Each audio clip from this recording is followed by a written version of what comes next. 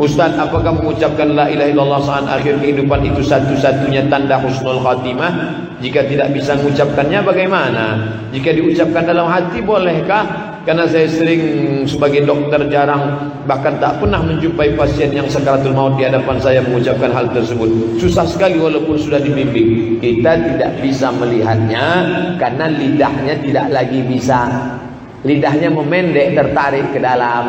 Dan kita memang tidak disuruh untuk meneliti. Jangan nanti direkam MP3.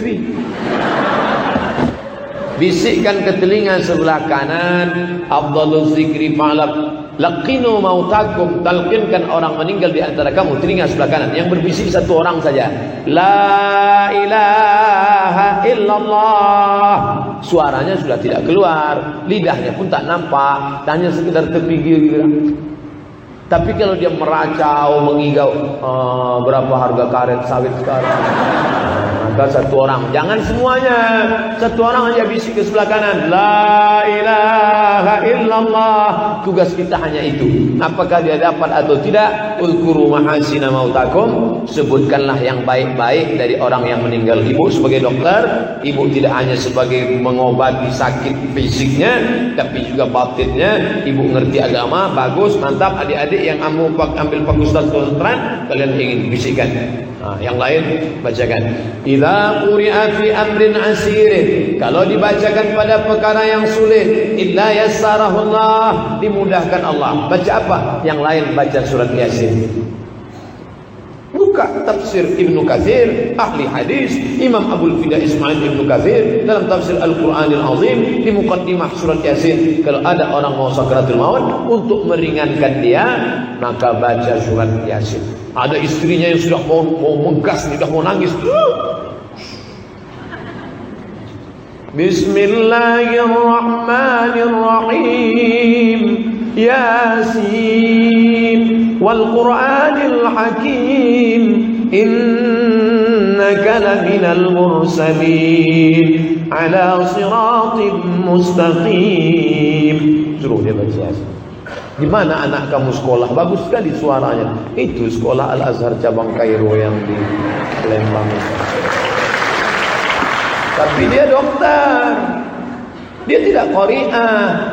Dia tidak MTQ, tapi dia dokter. Tapi baca Qurannya mantap, jilbabnya panjang, wajahnya berkilau cahaya, bukan karena bedaknya 2 inci, tapi karena inner beauty, kecantikan dari dalam. Masuk dia ke ruang pasien, jualnya jarum suntik. Ibu sakit, selawat ya bu. Salatullah salamullah ala taha rasulillah.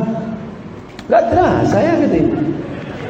Jadi tidak mesti anak kita jadi ustazah. Saya gak mau lah anak saya jadi ustaz, nanti kurus macam Ustaz Somad itu. Gak mesti. Apakah itu tanda-tandanya satu-satu husnul khatimah? Tidak. Di antara tanda husnul khatimah meninggal hari Jumat. Man mata yaumal jumu'ati wuqiya min azabil qabri. Di antara meninggal husnul khatimah adalah orang yang sakit perut. Sakit perutnya juga karena makan yang halal, bukan karena minum kamput 3 botol. Meninggal dunia karena kebakaran, menyelamatkan sekolah yang terbakar masuk dia. Meninggal dunia karena gharik, tenggelam, termasuk mati syahid. Di antaranya juga yang ketika wajahnya tersenyum. Kenapa wajahnya tersenyum? Karena ketika dia menjelang sakaratul maut, malaikat mengepakkan sayapnya, nampaknya tempat dia di surga. Begitu malaikat mengepakkan sayap, matanya melihat blok C nomor 15. Di sana senyum dia. Meninggal dalam keadaan tersenyum. Di antaranya juga al-irqu 'alal jabin, keringat di atas jabin. Ada keringat. Kenapa bisa berkeringat? Dijelaskan. Biasanya orang kalau tersipu malu, dia berkeringat. Orang yang malu atau grogi, dia berkeringat. Kenapa orang yang sakaratul maut meninggal itu ada berkeringat?